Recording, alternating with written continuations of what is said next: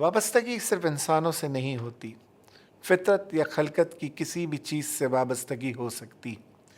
आदाब, मैं अज़ीज़ काबानी आपकी खिदमत में हाजिर हूँ और आज के ज़ेर बहस अफ़साने का उन्वान है अनपढ़ का दिल, और इसे तहरीर किया है उर्दू अदब के सफ़े अव्वल के अफ़साना निगार जनाब मुंशी प्रेमचंद ने। आइए मुंशी प्रेमचंद के बारे में एक मुख्तसर सा तारुफ सुनते हैं। मुंशी प्रेमचंद 31 जुलाई 1880 को हिंदुस्तान की रियासत उत्तर प्रदेश के ज़िला वाराणसी के एक गांव लम्ही में पैदा हुए। आपका असली नाम धनपत राय श्रीवास्तव और कलमी नाम मुंशी प्रेमचंद था। आपका शुमार बरे सगीर के मारूफ तरीन मुसन्नफ़ीन में होता है। आपकी तहरीरें उर्दू के अलावा हिंदी ज़बान में हैं। पेशेवराना तौर पर आप तालीम के शोबे से मुंसलिक रहे। आपकी तहरीरें रियलिज़म यानी हकीकत पसंदी से बहुत करीब पाई जाती हैं। इसके अलावा आपकी कहानियाँ दिही सकाफ़त की बेहतरीन अक्कासी करती हुई नज़र आती हैं। आपके मशहूर अफ़सानों में शतरंज के खिलाड़ी, दुनिया का सबसे अनमोल रतन, बड़े भाई साहब, कफ़न, पंचायत, शिकवे शिकायत और कई दूसरे अफ़साने शामिल हैं। अफ़सानों के अलावा आपने कई नावल भी लिखे। आपने 1936 में वफ़ात पाई। आइए मुंशी प्रेमचंद के एक दिलचस्प अफ़साने पर गुफ्तगू सुनते हैं। आज की कहानी के 4 अहम किरदार हैं। मनोहर सिंह, जो एक रिटायर्ड फ़ौजी होने के साथ साथ एक गरीब आदमी है और जिसे ठाकुर शोपाल सिंह का लगान अदा करना है। ठाकुर शोपाल सिंह गांव का ज़मींदार जिसने काश्त के लिए मनोहर सिंह को लगान के बदले ज़मीन दी थी। तेजा सिंह 15-16 साल का लड़का जो मनोहर सिंह को चचा कहकर मुखातिब करता है और जो खुद एक ज़मींदार का बेटा है। नीम का दरख्त जिसका ताल्लुक़ मनोहर सिंह के साथ कई सालों पुराना है और जिसका हर पत्ता और हर डाली मनोहर सिंह की ज़िंदगी की खुशगवार यादों से मुअत्तर है। कहानी का प्लॉट कुछ इस तरह है कि मनोहर सिंह, जिसकी उम्र लगभग 55 साल के करीब है, वो एक रिटायर्ड फ़ौजी है और वो अकेला एक गांव में रहता है। उस गांव में उसके कुछ ज़्यादा नहीं, सिर्फ 2-1 रिश्तेदार हैं और यही वही रिश्तेदार हैं जिनसे ये कभी अपना खाना वगैरह पकवा लेता है। अब हुआ ये कि साल कबल मनोहर सिंह को खेती बाड़ी कराने की सनक सवार हुई और उसने ठाकुर शोपाल सिंह से कुछ ज़मीन लगान पर लेकर काश्त करवाई, मगर बदकिस्मती से उस साल कहत के सबब कोई पैदावार न हुई और ठाकुर शोपाल सिंह का कर्ज अब कैसे चुकेगा, क्योंकि लगान नहीं पहुंचा था। मनोहर सिंह को जो पेंशन मिलती थी उससे बमुश्किल उसके रोटी कपड़े का सिलसिला चलता था। बिलाखिर ठाकुर साहब का लगान वसूल न हुआ तो उन्होंने मनोहर सिंह का नीम का दरख्त, जो उसकी झोंपड़ी के बिल्कुल सामने था, दरवाजे के पास, उसे गिरवी रख लिया। मनोहर सिंह को 1 हफ्ते की मोहलत दी गई कि वो रुपया अदा करे, बस सूरत दिगर उसका दरख्त काट दिया जाएगा और ठाकुर उसे बेचकर अपना पैसा वापस ले लेगा। 1 हफ्ते की मोहलत तय होने से पहले मनोहर सिंह और ठाकुर साहब के दरमियान एक तकरार होती है, जिसमें मनोहर सिंह बज़िद है कि अगर अदायगी न भी हो तो ठाकुर साहब दरख्त तो अपने पास रख लें, मगर उससे कटवाएं ना, क्योंकि मनोहर सिंह उस दरख्त को कटता हुआ नहीं देख सकता था। एक मौके पर जब ठाकुर साहब ने ये बात सुनी तो वो मनोहर सिंह से कहते हैं, मनोहर, तुम सठिया गए हो, तभी तो ऐसी ऊल जुल बातें करते हो। भला जो पेड़ कटवाया न जाएगा तो हमारे रुपए कैसे निकलेंगे। जवाब में मनोहर फिर जो है वो मन्नत समाजत करता है कि कुछ भी हो दरख्त को ना कटवाया जाए। ठाकुर साहब कहते हैं, अच्छा मंजूर है, 1 हफ्ते में हमारे पैसे दे देना, वरना फिर पेड़ हमारा हो जाएगा। हमारी जो मर्जी होगी करेंगे, चाहे कटवाएंगे चाहे रखेंगे। मनोहर दोबारा कहता है, और चाहे जो कीजिए इसे कटवाइएगा नहीं, इतनी आपसे दरख्वास्त है।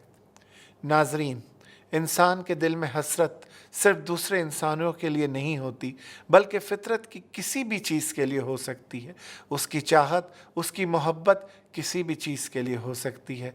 उर्दू अदब के मशहूर शायर जावेद अख्तर ने क्या खूब कहा था कि ऊंची इमारतों से मकान मेरा गिर गया, कुछ लोग मेरे हिस्से का सूरज भी खा गए। अब कहानी कुछ आगे बढ़ती है और एक हफ्ते की जो मोहलत मनोहर सिंह को मिली थी, उसका आगाज़ होता है। हर गुजरने वाले दिन के साथ मनोहर सिंह की शिद्दत और तशवीश में इजाफा होने लगता है। शिद्दत उस दरख्त से वाबस्तगी की और चाहत कि जो हर गुजरने वाले दिन के साथ और बढ़ती जाती है, और तशवीश इस बात की कि बहुत जल्द वो उस दरख्त को खो देगा, क्योंकि उसने बहुत दौड़ धूप की, 2-4 आदमियों से कर्जा भी मांगा, मगर किसी ने उसे रुपए न दिए। शायद इसलिए कि बूढ़ा आदमी है, न जाने कब लुढ़क जाए, ऐसी हालात में पैसा कैसे वसूल होगा। हर गुजरने वाले दिन के साथ मनोहर सिंह की मायूसी में इजाफा हो रहा था। एक लम्हे वो ये सोचता है कि ये पेड़ मेरे बाप के हाथ का लगाया हुआ है, मेरे कुंबे कबीले को दातन और साया देता रहा है, इसको ठाकुर साहब कटवा डालेंगे। ये ख्याल मनोहर सिंह को ऐसा तकलीफदेह मालूम हुआ कि वो चारपाई पर उठकर बैठ गया और दरख्त की तरफ मुंह करके बोला, अगर दुनिया में किसी ने मेरा साथ दिया है तो तूने, अगर दुनिया में किसी ने मेरी बेगर्जाना खिदमत की है तो तूने। अब मेरी आंखों के सामने वो नज़ारा फिर जाता है जब मेरा बाप तुझे सींचा करता था। मेरा बाप कहा करता था, बेटा मनोहर, ये मेरे हाथ की निशानी है, इससे तुझे और तेरे बाल बच्चों को जब सुख मिलेगा मेरी याद आएगी। तू उस वक्त बिल्कुल बच्चा था, तेरे लिए तालाब से पानी भर कर लाया करता था। मेरे बाप को मरे हुए 40 साल हो गए। इनके कहने के मुताबिक तू हमेशा इनका नाम याद कराता रहा और जब तक रहेगा उनकी याद दिलाता रहेगा। मुझे वो दिन अच्छी तरह याद है जब मैं अपने दोस्तों के साथ तेरी डालियों पर चढ़कर खेला करता था। इस वक्त दुनिया में तू ही एक मेरा पुराना दोस्त है। तुझे वो बदमाश काटना चाहता है? हाँ, काटेगा क्यों नहीं, देखूं कैसे काटता है। नाजरीन, वो दरख्त नहीं था, बल्कि उसका हमनवा था, सुख दुख का साथी था, जिंदगी भर की खुशगवार यादों का अमीन था। दरख्त के बारे में हरमन हैस ने बड़ी अच्छी बात कही थी कि दरख्त मुक़द्दस पनाहगाहें हैं। जो कोई ये जानता है कि उनसे कैसे कलाम किया जाए और उन्हें कैसे सुना जाए, वो सच्चाई को जान सकता है। नाजरीन, कहानी आगे बढ़ती है और मनोहर सिंह की मुलाकात उसी गांव के एक 15-16 साल लड़के तेजा सिंह से होती है। तेजा सिंह मनोहर को चाचा कह के बुलाया करता था। तेजा ने जब मनोहर की परेशानी देखी और उसकी बड़बड़ाहट सुनी तो उसने मनोहर से उसका हाल पूछा और मनोहर उसे अपनी रुदात सुनाता है। लाख बुढ़ा हो गया हूँ, लेकिन अब भी 4-6 के लिए बहुत हूँ। बड़ी बड़ी लड़ाइयों से जीता लौट आया, समझूंगा ये भी एक लड़ाई है। अब इसी लड़ाई में मेरा खात्मा है, मगर इतना कि मेरे जीते जी इस पेड़ की एक डाल भी कोई नहीं काटने पाएगा। ढलती उम्र के साथ साथ ताकतवर बाजुओं का ज़ौम जाता रहा। जिस्मानी कमज़ोरी का एहसास दिल में घर बना चुका था। इस सूरत हाल में तेजा सिंह मनोहर को एक मशवरा देता है कि आप क्यों इतने परेशान होते हैं, इस पेड़ को जाने दें, क्या हो जाएगा, एक पेड़ ही है, एक दरख्त है, कट गया तो क्या फ़र्क पड़ेगा। मनोहर इस पर बिगड़ कर कहता है, आखिर लड़के ही हो ना। अरे बेटा, ये पेड़ ऐसा वैसा नहीं है, ये पेड़ मेरे भाई के बराबर है, मैं इसे अपना सगा भाई समझता हूँ। ये मेरे बाप के हाथ का लगाया हुआ है, किसी और के हाथ का नहीं। जब मैं तुमसे भी छोटा था उस वक्त से मेरा और इसका साथ है। मैं बरसों इस पर खेला हूँ, बरसों इसकी मीठी मीठी नबोलियाँ खाई है, इसकी दातन आज तक करता हूँ। गांव में सैकड़ों पेड़ हैं, मगर मुझसे कसम ले लो जो मैंने कभी इनकी एक पत्ती तक छुई हो। जब मेरे घर में आप इतना ही बड़ा पेड़ खड़ा है, तब मुझे दूसरे पेड़ को हाथ लगाने की क्या पड़ी है। दूसरे मुझे और किसी पेड़ की दातन अच्छी नहीं लगती। अगर हम गौर करें तो ये बिल्कुल वही जज्बात हैं जो इंसान के अपनी औलाद के लिए होते हैं, अपने बच्चों के लिए होते हैं। उन्हें अपने बच्चों से ज़्यादा कोई नहीं भाता। आगे मनोहर सिंह तेजा से कहता है, जो ये पैर कट गया तो मुझे बहुत बड़ा दुख होगा, मेरा बुढ़ापा बिगड़ जाएगा। अब तक मुझे कोई दुख नहीं है, ईश्वर का भजन करता था, मगर अब बेहद दुख होगा। बूढ़े मनोहर की तकलीफ सुनकर तेजा बहुत दुखी हुआ और उसने उसकी मदद करने की पेशकश की, लेकिन उसके पास पूरे पैसे नहीं थे। उसने थोड़े बहुत पैसे मनोहर को देने की कोशिश की। मनोहर ने कहा कि उसे 25 रुपये चाहिए। तेजा ने कहा, 25 रुपये बहुत है चाचा। जवाब में मनोहर ने कहा, पास नहीं है तो बहुत है, होते तो थोड़े थे। जवाब में तेजा सिंह कहता है, 10-5 रुपये की बात होती तो मैं ही कहीं से ला देता। ये हकीकत है कि इंसान के पास कोई चीज़ हो तो कम लगती है और न हो तो बहुत ज़्यादा लगती है। मनोहर तेजा से कहता है, बेटा ईश्वर तेरी उम्र बड़ी करे, तूने मुझसे एक बात तो कही, गांव वालों ने तो इतना भी न कहा। गोया मनोहर सिंह की तेजा सिंह से मुलाकात पूरे गांव से उसकी मुलाकात का खुलासा पेश करता है। नाज़रीन कराम, एक हफ्ता गुजर जाता है, अदायगी का दिन आ जाता है।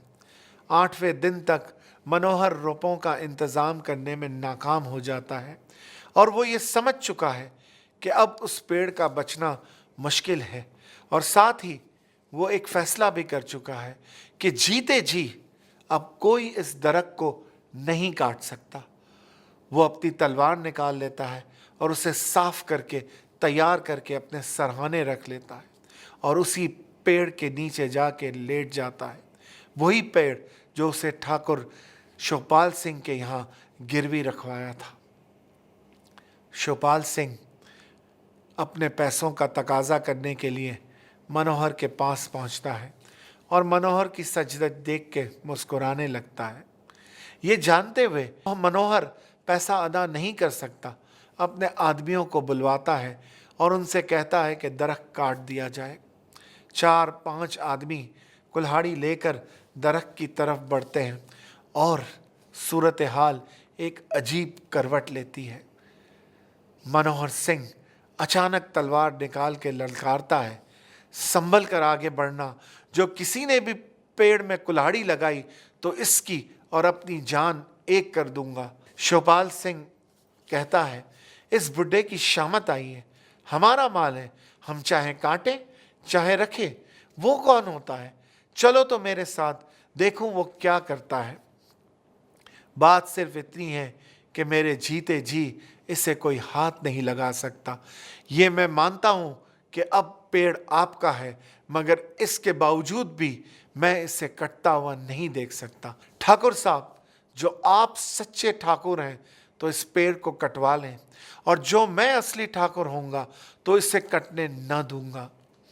तनाव की ये सूरत हाल अपने उरूज पर पहुंचती है। इसी दौरान तेजा सिंह दौड़ता हुआ आता है और मनोहर से कहता है, लो चाचा, ये रुपये लो, तुम्हारा पेड़ बच गया।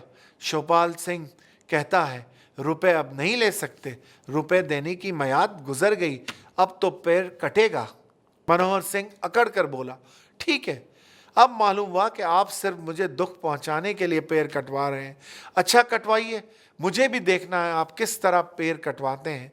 मैं रुपए देता हूँ, ठाकुर साहब नहीं लेते, कहते हैं कल तक की मियाद थी, अब तो पेड़ कटेगा। शिवपाल सिंह ने कहा, कल तक ये रुपए दे देता तो पेड़ पर हमें कोई हक नहीं था, अब हमें इस पर पूरा पूरा हक हासिल है, हम पेड़ ज़रूर कटवाएंगे। इतने में तेजा सिंह का बाप आता है और मनोहर सिंह से कहता है कि मनोहर, ये रुपए तेजा मेरे संदूक से चुरा लाया है, ये रुपए मेरे हैं। मनोहर रुपए फेंक कर बोला, तेरे हैं तो तू ले जा, मैंने तेरे लड़के से रुपए नहीं मांगे थे। फिर मनोहर सिंह ने तेजा से कहा, बेटा तूने ये बुरा काम किया है, चोरी की, राम राम, बुढ़ापे में मेरी नाक कटवाने का काम किया था, ये लोग समझेंगे मैंने ही चुराने के लिए तुझसे कहा होगा। तेजा बोला, चाचा मैं गंगा जल उठाकर कह सकता हूँ कि तुमने मुझसे रुपए मांगे तक नहीं, चुराने के लिए कहना तो बड़ी दूर की बात है। शिवपाल सिंह ने हंसकर कहा, क्यों मनोहर, अब रुपए कहाँ हैं? लाओ, रुपए ही दो, मैं रुपए लेने को तैयार हूं। अब या तो अभी रुपया दे दो या सामने से हट जाओ, झगड़ा करने से कुछ हासिल न होगा। मनोहर, ठाकुर साहब, इन तानों से क्या फायदा? रुपए मेरे पास नहीं है, लेकिन पेड़ में कटने नहीं दूंगा। आप लोग इस बात को देखिए और इंसाफ कीजिए। मयात कल तक की थी, मैं आज भी रुपए लेने को तैयार हूं। अब मेरा कसूर नहीं, ये बुढ़ा खामा खा झगड़ा कर रहा है। नाज़रीन कराम, अब सूरत हाल एक नई करवट लेती है। तेजा सिंह अपनी अंगूठी निकाल कर मनोहर को देता है और उससे कहता है कि ये अंगूठी मुझे मेरे नाना ने दी थी, इस पर मेरे बाप का कोई हक या इख्तियार नहीं है। आप ये अंगूठी दीजिए ठाकुर साहब को और अपना दरख्त छुड़वा लीजिए। इस अंगूठी को बेचकर बआसानी 25 रुपये हासिल हो जाएंगे। ये देखकर तेजा सिंह का बाप आगे बढ़ता है और कहता है, ठाकुर साहब, लीजिए ये 25 रुपये और अब इस पेड़ को छोड़ दीजिए। आप अभी कह चुके हैं कि रुपए मिल जाएं तो पेड़ छोड़ देंगे, इसलिए अपनी बात को पूरा कीजिए। ठाकुर शिवपाल सिंह के चेहरे का रंग उड़ जाता है। उसके लिए सूरत हाल बड़ी मुश्किल हो जाती है, क्योंकि वो कई लोगों के सामने ये कह चुके थे कि अगर मुझे पैसे दे दिए जाएं तो मैं अब भी जो है वो ये दरख्त वापस कर दूंगा।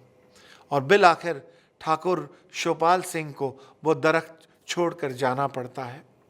और जब वो जाता है तो उस वक्त मनोहर सिंह जज्बात में तेजा सिंह से मुखातिब होकर कहता है कि बेटा, इस पेड़ को तूने ही बचाया है, इसलिए मैं तुझी को ये पेड़ देता हूँ। मुझे यकीन हो गया है कि मेरे बाद तू इस पेड़ की पूरी पूरी हिफाजत कर सकेगा। भाइयों, मैं तुम सब के सामने ये पेड़ तेजा सिंह को देता हूँ। तेजा के सिवाय इस पर और किसी को हक हासिल न होगा, मगर मेरे जीते जी कोई पेड़ में हाथ नहीं लगा सकता था। अपनी और उसकी जान एक कर देता। मैंने फौज में नौकरी की है, बड़ी बड़ी लड़ाइयाँ जीती है, ये बेचारे हैं क्या चीज़। नाज़रीन कराम, मेरा आपसे एक सवाल है कि इस कहानी का असल हीरो कौन है? मनोहर सिंह, तेजा सिंह या नीम का वो पेड़? अपना जवाब कमेंट बॉक्स में ज़रूर लिखिएगा। खुदा हाफिज़।